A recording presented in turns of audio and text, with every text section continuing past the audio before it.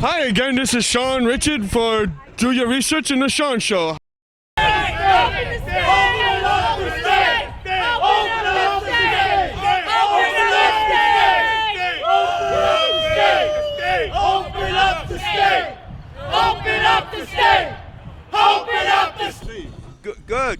Good. Thank you. And all I want to say is that, I mean, there's been a lot of false researchers around, and there's also been a lot of false certificates around, and the governor is trying to force more on us, and we don't want it. We want our lives back, and we want the people that work. We want the people that work in the city back to work again.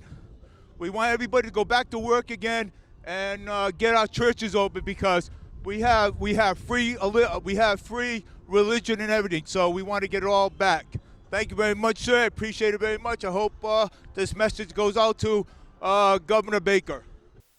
I like to call him Comrade Charlie, to open this government right now and let everybody go back to work and let everybody live their lives. If you want to stay home and you're scared and you want to stay home, you have a right to stay home. But I'm not, and I don't want to stay home, and I shouldn't be mandated to by the state legislature.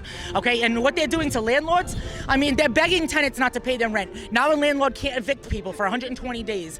And now after that 120 days is over, you know the courts are going to be filled. They only do court once a week on Thursday, housing court. So you know that the courts are going to be flooded. So you're not going to be able to evict these deadbeats for what, 6 months? You know, we had evictions going on before this all started, and now we're stuck with these deadbeats who aren't going to pay a dime, and they're going to live in our house for free. But our taxes are due on time, our water bills are due on time, our insurance is due, and if the maintenance needs to be done, housing will be up our a mile. So you know something? This whole thing, I feel, is just economic sabotage, and that's why I'm out here. Now, this is also not just affected people, but this has also affected businesses like Boston Food Market? Absolutely. Well, listen, the businesses shouldn't be mandated to close down, and not only are they making no profits, they can't even cover their bills. All right, and now this country has went into almost $4 trillion in debt since this all started, because they have to dish out money for people to stay afloat. I mean, every day that goes on, the more likely that these small businesses will not be able to reopen. Okay, they're saying at the end of all this, 43% of small businesses won't be reopening. All right, and that to me is economic sabotage. Who is that helping? Nobody. All right, especially when 80% of the deaths are in nursing homes. So you know, if they can't even contain it in ultra confined spaces like that, they're not going to contain it out in the public by putting everybody out of work. I'm here with Linda Mead. and we're doing a Do Your Research project. So take it away. I'm here today for our elders who've been separated from their families. I'm here for those who are depressed and risk of suicide. The rates are up. It's terrifying. I'm here for our veterans suffering PTSD who feel nowhere to turn. I'm here for those recovering addicts who can't access the treatment programs. I'm here for victims of domestic violence, adult and children who cannot get away from their abusers. I'm here for the working people who can't get jobs, who can't pay their bills, and worry what's going to happen tomorrow. That shouldn't be. I'm here because I believe it's not in computer models or projections. I believe in solid science, and the data's come out in California and New York that the fatality rate of this disease is a tenth of 1% at the best, and we should be locking down entire economies for this reason. I had an ancestor who fought in the revolution. His brother-in-law also fought. One survived the war, one didn't. My great-great-great-great-grandmother didn't fight for this. His brother did not die for this, to see his descendants live in the tyranny. And this is Mark Shane from Swansea, political activist. How you doing, Mark? Got a few questions. Question one is, how is this affecting you? Question two is, what would you like to see come out of this? I'm glad that you're doing a protest. And this is not just about people's freedoms. This is bigger than that. So, well, this goes back. This started. We're watering down our rights. This started with the Patriot Act when 9/11 happened, and governors throughout the country have now established that they can take your gun rights away, close your gun shops, they can cancel your religious services, and they can take your freedom to gather in that. So I'm worried that we're setting precedent down the road for what these governors can do under the declaration of emergencies. Our forefathers never would have stood for this. They never would have allowed it. You can't, if we let this go and this continues, then they've set a precedent what they can do every time they declare an emergency or a state of an emergency. Some of these governors are tyrants. They've taken their power and arrested kids and parents in the parks in front of their children. They've stopped all assemblies. They've stopped protests. We can't allow it. We can't allow our rights. We're Americans. We want to be safe. We want our jobs. We don't want government assistance. Get out of our way. We want to work. We want our jobs back. We want to work. Those that don't want to, stay home. Stay home. We're not going to infect you. Stay home if you feel that way. So we want our freedoms back, and we want them back now. And Charlie Baker, the governor of the state, is going to have to develop some intestinal fortitude and stand up to the liberals in the state and open up the economy and open up the thing. Far more damage is going to happen to the economy than it's going to happen from the coronavirus. Thank you. I'm here with one of the protesters. Got something to say and a message to the people. So, well, we're protesting the shutdown, but we're advocating that America be allowed to get back to work, which is what we all really want. My name is Dave Rosa. I'm running for Congress in the 4th Congressional District. I brought down some nomination papers. The deadline's approaching, and every signature counts. So I'm here with the rest of the group to help encourage our political leadership to open up allow as many businesses to open as possible, and let the business people and the people who want to use that business make good use of their judgment and their practices as they see fit. Let's get back to work, America. So you said that you're a politician, correct? Well, I'm proposing to become a politician. I am an elected official in my own hometown of Dighton, where I serve on the Parks and Rec Commission, and I also was serving on the Open Space Committee. And right now, I'm running for Congress again. I did in 2016, and I'm running again. And now some, I don't want to say Baker advocates or Baker supporters have, at the last minute, found a rhino in Attleboro they're racing to get her on the ballot. Hopefully she won't have time to get her signatures, but we'll see. So I got another question. You said that you was in a politician field. As I have some friends that are in that position, and one of my good friends, Democrat or Republican, or you an individual? I'm a Republican. I'm pro Second Amendment and pro life. So I'm a Democrat, but do you think that all this chaos is all the Democrats' fault, or do you think it's everybody? Well, years ago, we unfortunately, our political leadership for the past 30 years has allowed themselves to enter into an unholy alliance with the Communist Chinese. This, in effect, extends the Vietnam War, if you think about it. Now it's transformed into a trade war. And so over these 30 years, when we were taught to drop our guard, we eventually find ourselves heavily dependent on on American industry that has moved into the communist Chinese world, and now we're way too dependent on that. So the fault of this, there's a lot to go around. In all honesty, we all played a role, but our political leadership helped us get there. And now it is the American people, the patriots, that are going to drag us out of this unholy alliance, get us back to making things in America, relying on American production, and making us what we should be, economically and politically independent and free of any communist and socialist thinking. So you're saying this is just everybody's fault. You're not just pointing the finger to just to one side. So you're saying this is corporations, this is politicians, this is everybody and letting the corporations take over. Well, listen, corporations are, particularly if they're publicly owned, Then most of us have mutual funds that are involved in our retirement funds. So all of us, most of us, or many of us, own a piece of the corporations through our mutual funds. So we can't solely blame corporations. In the corporate life, it's how we gather the resources to build the industries that employ many of us. So we can't blame a corporation as if it was this solely, exclusively standalone evil entity. It's not really an accurate portrayal of them. Corporations' job is to go out there and build an economic entity that generates a revenue for the stockholders, which in many cases is you and I. So we can't really blame the Democrats because solely and exclusively because they played a role as they saw fit to promote their cause at the time. We can't blame all the Republicans because the Republicans played their role at their time, what they were hoping would be a good outcome. Many corporations and many people in the Republican leadership believed that if we invested in the Chinese economy, that there would be benefits to the quality of life and the standard of life to Americans, and that the communist Chinese would come to understand the benefits of that sort of economy.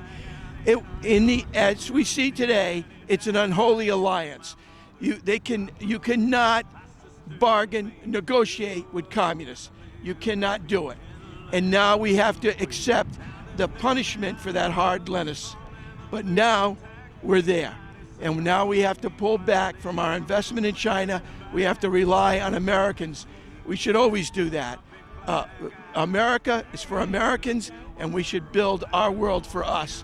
The rest of the world, they have to learn hard lessons, then they have to learn hard lessons. And they have to build their world for them. So our job is to take care of home and us first. But go ahead. No, it's Bristol Community College. That's right. That's. I want to tell the audience, it's Bristol Community College. My wife was a student there.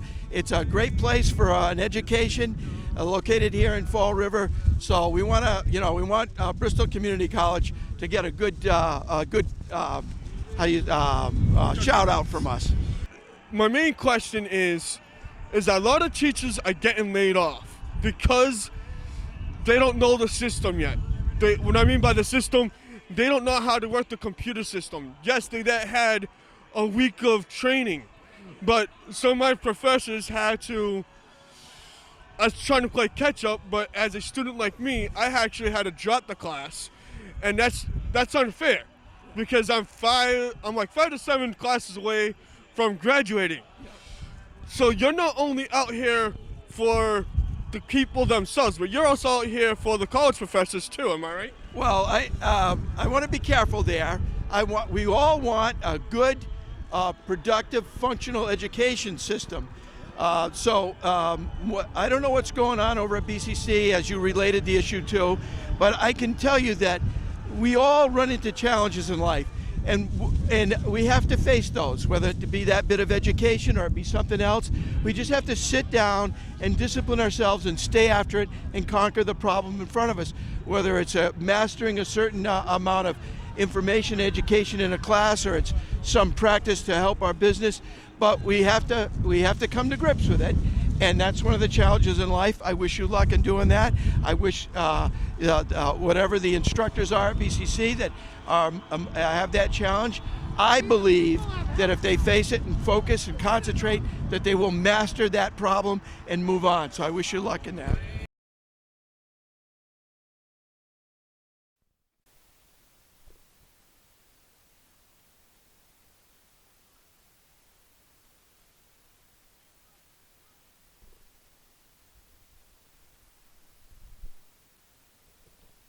Over here.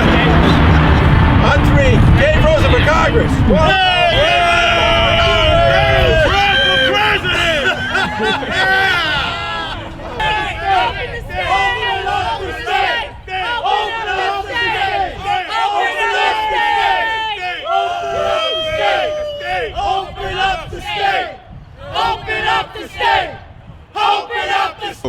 I am with Mark Conrad. Mark Conrad. Now you're here to. I'm calling upon the state to really reconsider everything they've done and to really ask themselves the question, did we do this right? Did we approach this outbreak the way we should have? Should we have shut every single thing down the way we did? Because that doesn't look the way that's we should have gone. We really didn't do this in a very smart way. Now, the reason why do you say, question is, why do you say that? All right. Look at the numbers. Now, this is how diseases start and spread. Did we approach this? Now, look, the people that are most vulnerable were not protected. We did not quarantine the elderly. We did not quarantine those who have comorbidities, which makes them very susceptible. We shut everybody down. We're hurting ourselves much more than the virus is. We didn't do this smart. We didn't do that. If you have hypertension, if you have other diseases like diabetes, even obesity, the people who are dying have those comorbidities. They're the ones that should have stayed home. They're the ones that should have been kept, and healthy people like you shouldn't be going anywhere near them. That didn't happen either. Instead, we went ahead and just slammed everything down. You know, another thing to think about, Sean, is this. How many people are not being evaluated for life-threatening illnesses right now because we really shut down the doctors as much as we possibly could as well? A lot of doctors and nurses are not working because we didn't want to take care of those people. So to answer your question, if you had those diseases or if you're an elderly person, we did not protect you, and that's what I'm talking about. So another question is, you're gonna may or not agree with me, but this isn't just about Trump. This is about reopening America again. Right. First of all, the first thing is, how much of America should we have kept open?